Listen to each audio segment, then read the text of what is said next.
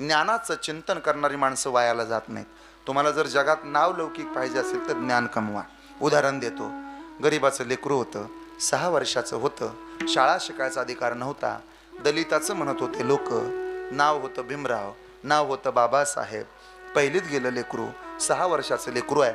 गुरुजीनं वर्गात बसू दिला नाही, वर्गाच्या बाहेर बसला पोरगा. ऐका बरं, ज्ञान किती महत्त्वाचं असतं पोरीनो. वर्गाच्या बाहेर बसला पोरगा आणि अभ्यास करू लागला. मास्तरनं फळ्यावरती गणित लिहून दिलं.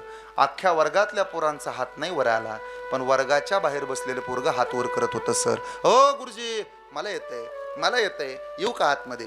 पोरगा आत आलं. मास्तरनं त्याच्या हातात खडू दिला आणि फळ्यावरचं गणित सोडवायला लागल्याबरोबर वर्गातली पोरं उठून उभा राहिली आणि गुरुजीला म्हणली, अय मास्तर, त्या दलिताच्या पोराला जर वर्गात घेतलं तर आम्ही वर्गात थांबणार नाही. आमचे डबे विटाळतील, अन्न विटाळल. आम्ही चांगल्याची पोरं आहोत, हे दलिताचं आहे, आम्ही वर्गात थांबणार नाही. गुरुजीनं हात जोडले. ए पुराव, लेका असं करू नका, भीमा हुशार आहे. ए पुराव, लेका बाबा हुशार आहे, अरे लय हुशार आहे. ज्ञानाची गुणवत्ता पाहिजे. अरे थांबा वर्गात. पोरं थांबली नाहीत, निघून गेले.